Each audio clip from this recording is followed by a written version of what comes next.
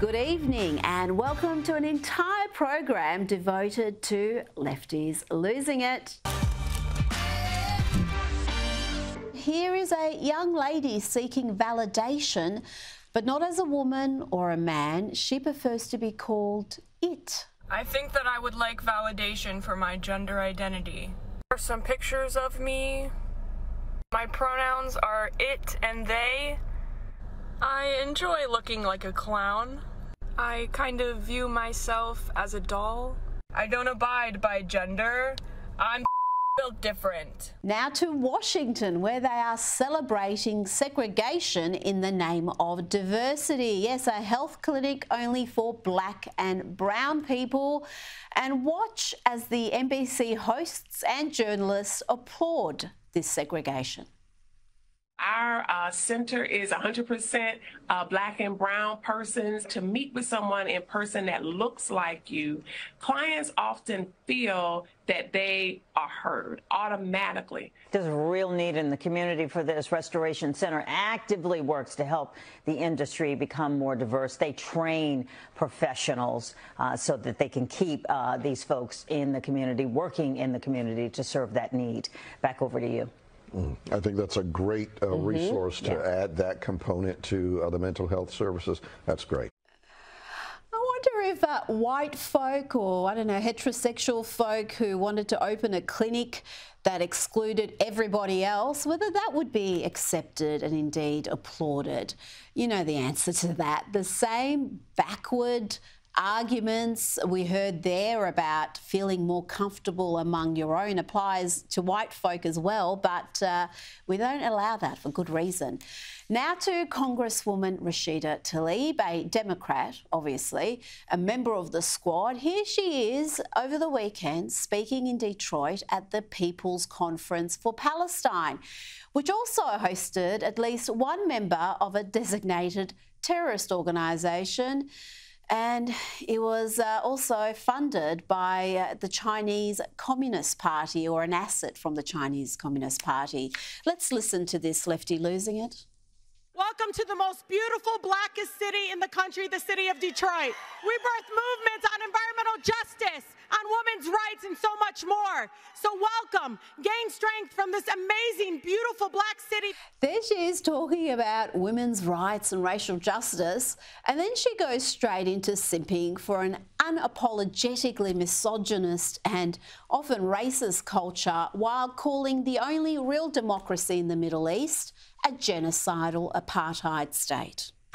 Our country, and I say our country because it is our country, sends billions of dollars to maintain an apartheid government and support the ongoing ethnic cleansing of Palestinians. And interfering in the legal process is nothing more than an attempt to prevent the genocidal maniac Netanyahu and his senior Israeli officials from being held accountable for those crimes against humanity. Well done, Democrats. She's one of yours. You know there is an arrogance, nastiness and sense of entitlement from some lefty activists, and that includes trans activists who demand that we share their delusions. And one of their favourite targets is recording and shaming minimum wage hospitality workers. We've played dozens of such clips. Here is one that has gone viral again. It's from a fast food outlet Popeyes in America, where young Alex was abused for allegedly saying sir. It's like every single day, you guys, and this is why I complain about all the time. Look, what's his name? What's your name? Alex? Yeah, your name's Alex, and I'm gonna be talking to your manager. This guy called me sir. This happens every day. Everywhere I go, I get called sir. No, stop trying to gaslight trans people and tell us that we're crazy. Wait, what? Did you call me sir again? What was that? You said goodnight, sir? This is transphobic harassment. You're a bigot at work. All right, Alex. There you go. Classic cry bully behaviour. That dude is being aggressive, abusive and still playing the victim. And it ain't over yet. Now he equates the word sir to the N-word. It's a slur. Do you not understand? It's like if you call the person of color the N-word. Don't sir. You did on the way out. I don't care. But I never. I have the right to be pissed about it. I never said sir. You did. I said I'll lock the door. You did, you liar. Cis people need to be held accountable for how they treat trans people. And I'm not going to put up with this anymore. You're crazy, bro. You're a don't call me bro. Stop throwing slurs at me, you piece of shit. Did he actually say, don't call me bro, stop throwing slurs at me, you piece of shit? Can you imagine behaving so unhinged and so abusive while also pretending to be the downtrodden victim? And a reminder, we're only seeing this video because that activist posted it online himself. He posted it some time ago, but it's gone viral again. Bad move, son. No, you! I ain't your sis, I ain't your bro. You don't even know me. Don't call me sir. This is transphobia. Right here at the topic. In the end, a real woman had to step in and show the dude out. Poor Alex. But if you're wondering who the activist was, because we didn't see much of him on that video, well, here he is with this mad rant about the incident. Popeye's chicken needs to know that it is not okay for their employees to be like calling trans women sir, because they're always so spineless and weaselly. But the world know at least this, that if you do this, if you go and you accost trans people in public, we can hold you accountable. We can just make a batshit say that some of us will. Gosh, that whole ordeal reminds me of this classic "it's ma'am" moment. Excuse me, it's ma'am. It is ma'am. I can call the police if you'd like me to. You need to settle down. You need to settle down and mind your business, okay? Both of you guys? Ma'am, once again, ma'am. I said both of you. No, you said sir. Once again, it's ma'am. I actually said both of you guys. It was in general. Right beforehand, you said sir. Sir? Okay. Mother, take it outside. If you want to call me sir again, I will show you a sir. I apologize. Mother. Let's have a look at this activist judge, a mad ideologue who thinks gender is assigned at birth. Here is Judge Sarah Netborn of New York, who is a Biden judicial nominee, naturally, and she had a rough day being questioned by the likes of Senator John Kennedy and Senator Ted Cruz. In your court, what matters more, the rights of individuals or your political ideology? I apply the law to the facts. I asked a question, which matters more? Well, my political ideology doesn't matter at all. Okay, so I don't believe you. And I think this case demonstrates that you are willing to subjugate the rights of individuals to satisfy your political ideology. This case involves a male defendant who raped a 9-year-old boy. Was he guilty of that? Yes, the petitioner pled guilty to that. Okay, so he raped a 9-year-old boy. He also raped a 17-year-old girl. Was he guilty of that? He pled guilty. The petitioner pled guilty to that crime as well. So was he guilty? I hope so, because she pled guilty to it. You may have noticed how careful she was in referring to this criminal, this serial rapist and pedophile. Judge Netborn even referred to him as she. Yep, I think you know what happened there. Here is Senator Ted Cruz from the great state of Texas laying out precisely why this lefty is not fit to be a judge. 1 year after being released again, he was convicted of having child pornography. Is that correct? I'm unclear on exactly the time frame that you're at, but the petitioner was convicted of distributing child pornography. Child pornography that was images of adults violently raping children. Abhorrent conduct. Okay. For which there are real victims. And this individual, 6'2", biologically a man. A minute ago you said that when this man decided that he was a she, you said this individual was, quote, I wrote it down, sober and entirely a female. That phrase struck me as remarkable. Did this individual have male genitalia?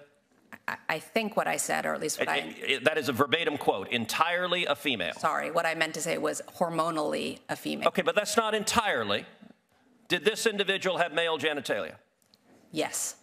So you took a 6'2" serial rapist, serial child rapist with male genitalia, and he said, you know, I'd like to be in a women's prison. And your answer was, that sounds great to me. Let me ask you something. The other women in that prison, do they have any rights? The Bureau of Prison argued what I'm saying right now, that if you put this person in a female prison, there will be a risk of sexual assault to the women. And you know what you did? You said you didn't care about the women. It is clear on your record, your political ideology matters a heck of a lot more than the rights of those women that you endangered. I think you're a radical, and I think you have no business being a judge. I think it's high time we checked on the leader of the free world. President Joe Biden has in recent days repeated another verifiable lie, this time telling Westpoint graduates that he was appointed to the Naval Academy. Sadly, that never actually happened. I was appointed by the fellow I ran against when I was 29 years old to the Naval Academy. I was one of 10. I wanted to play football. Of course, there's no record of any of this. Another Biden fantasy, but I guess it's a rather small lie compared to the ones he has told in recent weeks about cannibals and being arrested fighting for civil rights. Now, this next lass is always teaching us something. We do love her work on Lefties Losing It, where she has told us about the wacky world of neopronouns. That's for folks who identify as ravens or toasters or, I don't know, milk products. But today she's going to teach us what non-binary terms we can call mum and dad, because, you know, mum and dad is so heteronormative. Instead of using the typical mom and dad parent titles, there's actually gender-neutral and non-binary parent titles that exist. It can be hard for parents within the LGBTQIA+ community to find a word that they feel comfortable being addressed as by their children. So here are some examples. Dama, Mada, Maddie, Madi, Mappa, Nini, Nopa, Nori, Opa, Pere, Pom-Pom, Zaza, and Zizi. You can find more examples on the website listed above. To the University of North Carolina, and we like this university. You might remember that's where students staged a fight back against the anti-American lunacy taking over college campuses, where the frat boys gathered to protect the American flag as idiot protesters hurled abuse at them and few objects as well.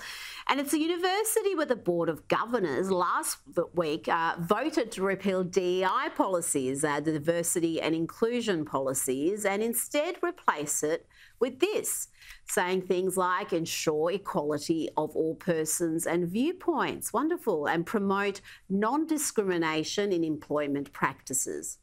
Precisely what we want to see. But not everyone was happy with this new policy that embraces real equality and free speech. The campus lefties lost it and then got arrested.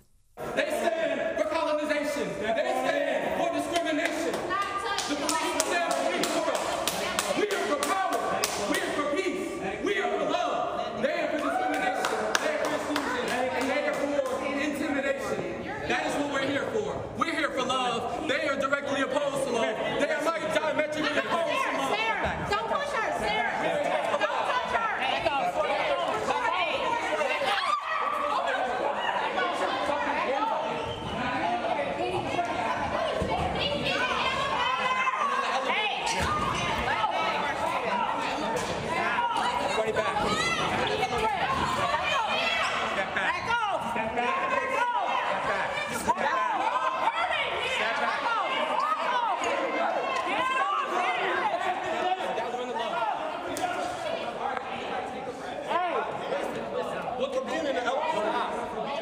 Yeah, don't try that nonsense in North Carolina.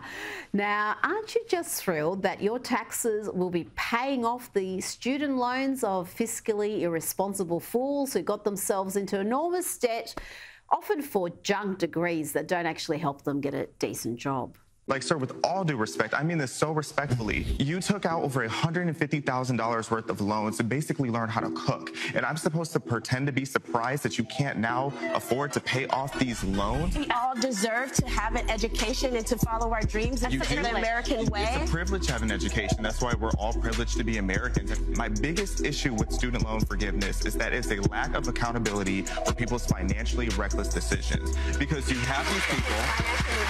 They take out these wildly massive loans to get a degree, to put themselves in a career path that they know from the get-go is never going to feasibly be able to pay off this amount of money. Now, that intelligent young man on Dr. Phil is Xavier DeRusso, who made the lefty rent seekers lose it when he told them some harsh home truths. I went to the University of Illinois with an academic full ride.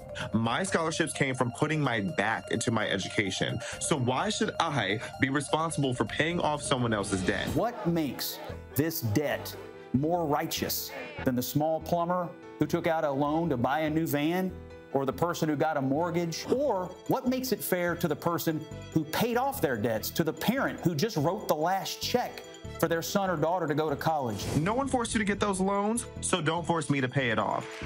You can't be a part of the 12% of people in America who have student loan debt and then look at the 88% of us who aren't in that situation and expect us to pay off the decision you made. Race, class, gender, all play an important role to my access. This isn't just about student loan debt. This is about equal access to generational wealth.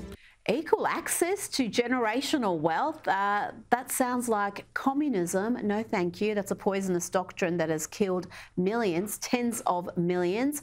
By the way, here is some good news. Biden's latest student loan handout could cost as much as $750 billion. Did I say good news? I didn't mean that. I don't know why I said good. I think we could all do with a laugh right now. Here is a young man who decided he was going to join a queer fat club. Problem is, he's not really fat or queer, but, you know, he can identify as a trans fat. This is a queer fat club. I'm queer and fat. Okay, thank you for joining. We're just introducing ourselves at the moment. Okay. Do you want to go ahead and introduce yourself, Joe? Yeah, my name's Joe. I go by he, they, and I identify as 275 pounds. Okay, okay. I feel like Jay's kind of making fun of me, though. I know it's kind of a shock. I know, kind of a new thing. I'm just, you know, Do what? I said I apologize. Oh, no, you're good. Are you comfortable leaving the group at the moment? Why? I'm not understanding why you're joining the group. This is the queer and fat group now. Yeah. Yeah. That's what I came here for. Okay. And you said you identify as fat? Yeah. Okay. This is just for fat-bodied people. Yeah, I understand. I identify as a fat-bodied person. I'm not understanding where you're coming from. Are you guys comfortable with me here? I mean, I'm pretty chill on my end. I'm not comfortable, no. Here is US Senate leader Chuck Schumer revealing that the Democrats want more immigrants, illegal or not, and they want them all to become citizens who can vote. I thought that was a conspiracy theory. Now more than ever, we're short of workers. We have a population that is not reproducing it on its own with the same level that it used to. The only way we're going to have a great future in America is if we welcome and embrace immigrants, the dreamers, and all of them, because our ultimate goal is to help the dreamers, but get a path to citizenship for all 11 million or however many undocumented there are here. We're going to get to a Robert De Niro extravaganza shortly because, my word, no man has humiliated himself so badly in 2024. What we saw today was a lefty losing it of epic proportions, a favourite actor reduced to a pitiful, confused, raging lefty lunatic. But first, let's check in with a regular contributor to this segment, a man who has gone viral several times for trying to get waiters fired for misgendering him. Now he's going to give us some science advice. This should be good. You know, it sounds crazy, but trans women can produce milk to feed a baby.